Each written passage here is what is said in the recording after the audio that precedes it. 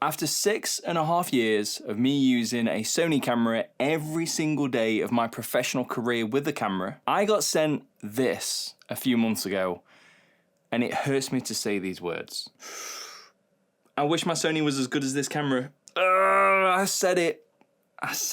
Fucking hell. This isn't clickbait, because this is something that's been on the back of my mind for well over a year after doing numerous tests and videos about this camera against many of my Sony cameras. I just physically had to have one for a while myself to put my mind at ease. And earlier this year, I very politely asked Lumix if they would send me one on a trial basis. And here we are, debating my life choices. Do I get a Lumix, or do I keep my Sonys? And can I just say, Lumix haven't told me to make this video. They don't even know I'm making this video. And this video by no means is gonna be biased or in favor of Lumix, because trust me, deep down in here, the little Sony fanboy wants something like this to beat this.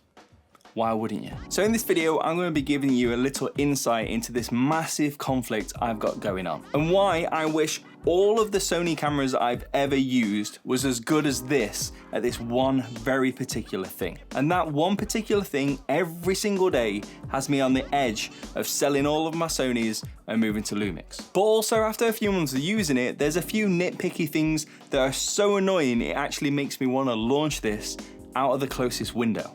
Now, the Lumix S5 Mark II is possibly one of the most affordable full-frame cameras on the market today. The features and the specs that you get with this camera is just incredible. Anamorphic de-squeezing, LUT monitoring, and them two things alone are from a massive ongoing list of features that even cameras like the Sony a7S III doesn't have. And I'll be honest, for a camera that costs half the price of the a7S III, it does make you wonder what on earth is going on in the world. But let's start from the very beginning. The Lumix S5 Mark II has come a long way over the years. Its predecessor, the Mark I, was by far my most hated camera I've ever used. Okay, maybe hate's a strong word, but the autofocus was non-existent, and I got better results from using manual focus than I ever did using autofocus. The original S5 was it's just not a great camera in my opinion.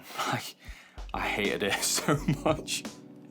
But hey, we're here. But the S5 Mark II is countless times better than the Mark I when it comes to autofocus, especially after its latest firmware update. And I'll be honest, from using the S5 Mark II with the latest firmware, it doesn't fall that far short from the Sony a7R Mark V. For me, that's a big statement to make. And that is one of the things I really like about Lumix as a company. From an outside perspective, I feel like they listen to their customers. They take your feedback, and if they can, they improve on the camera that they've made with firmware rather than just bringing out another camera every 3 to 4 months like we know some brands do. I know a lot of people complained about the autofocus on the original S5, and admittedly, they did have to bring out another camera. However, when they did, it was a million times better than when we first started. At the end of the day, they just want you to invest in their ecosystem and not go to a competitor. So speaking of the ecosystem, one of the things that I really like are the lenses, especially the prime lenses, because they're about the same size, the same weight, and the same size filter thread. So if you're using this camera on a gimbal, you can easily swap out lenses and you don't have to keep rebalancing it every time. However, there is something about the lens situation with Lumix that really does annoy me, but more on that later on. But to me, there's one thing about this camera that differentiates it from every single Sony camera, and Canon camera to be fair, that I've ever used. You could give me a camera with the highest spec, the highest amount of features, but at the end of it, the result that you're left with is so much more important. Nobody's going to look at your video and be like, bro, thank God you had that menu system because you couldn't have done this video without it. The thing that I'm talking about is the overall image. And the image that you get with the Lumix S5 Mark II, there's just something about it.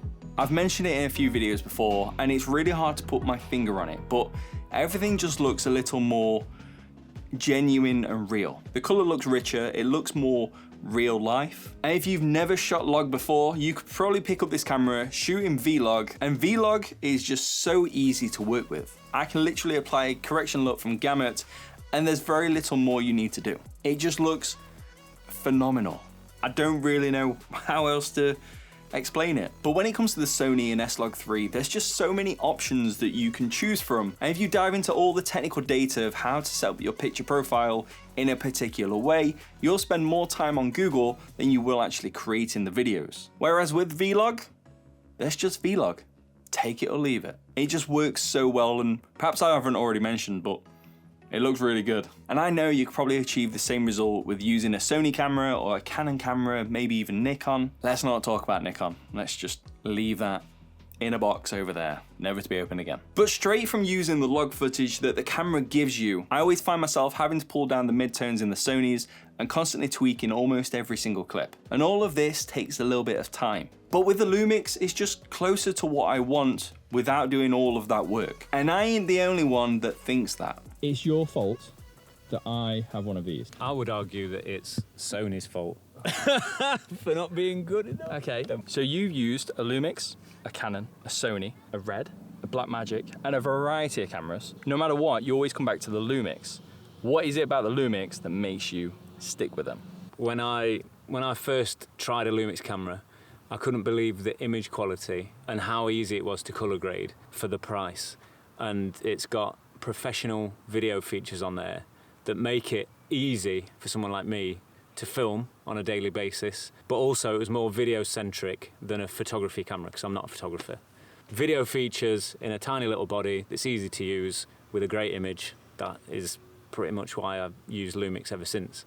For the price, you can't get the quality of this in any other camera. You must be thinking, so Danny boy, why have you not binned off all your Sony gear and replaced it with the Lumix? Well, there's a few niggles, let's say, that I found from using the Lumix camera. And some of these may not affect you, and this is just my personal opinion. Number one, the speed or the lack of that I can work. And this is possibly one of the biggest things for me. The menu system of the Lumix is perfectly fine. It's very different from the Sony, but anybody with a spare 15 to 20 minutes can spend some time learning that menu system and know how to get around it reasonably well. My problem comes from the constant waiting for the camera's processor to catch up with what I want. Switching between photo mode to video mode to S&Q mode, changing settings, or even just wanting to get a photo or video up on playback just takes just a little bit longer than I would like. I don't have to work as quickly as you. No. You have to fly around all the time, and I know what that's like doing client stuff now, but because I only do YouTube stuff now, you can take your time. I can take my time. It doesn't matter so much, but for you, it's a massive thing. When I'm hybrid shooting at a wedding, I don't have time for that lag to hold me up. I need to be able to take the photos, change the mode, and then start filming video without something slowing me down. Because in that kind of environment, there's no second chances. So for me, a faster processor wouldn't go amiss. Number two, everything feels a little not quality would be the nicer way of putting it. When you compare the Lumix S5 Mark II to a camera of a similar price, let's say the Sony A7 IV, the quality and the feeling that you get from the Sony is miles better than the Lumix. And I know that sounds harsh, and I know it's about the overall image, but if you went to buy a new car and you sat in it and the interior just felt a little not great, you wouldn't be happy with it, would you? Like when you walk into a camera shop, you always go pick up a camera, and then first impressions go a long way. And it's the same situation when it comes to the lenses as well. Maybe I've been a bit spoiled with the Sonys, but I feel like I could fight off a rabid dog with any of my lenses and they'd be just fine. Whereas with the Lumix, not so much.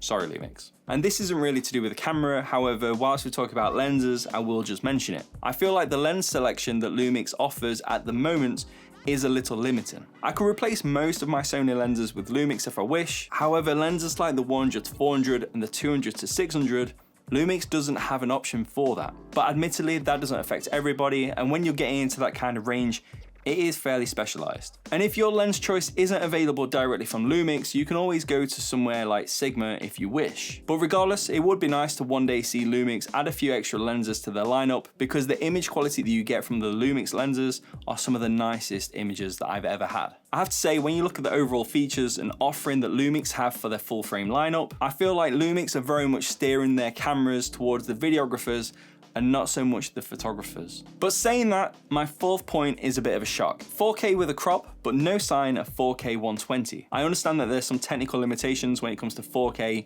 and 120 frames per second. And not only that, not all of us need 4K 120.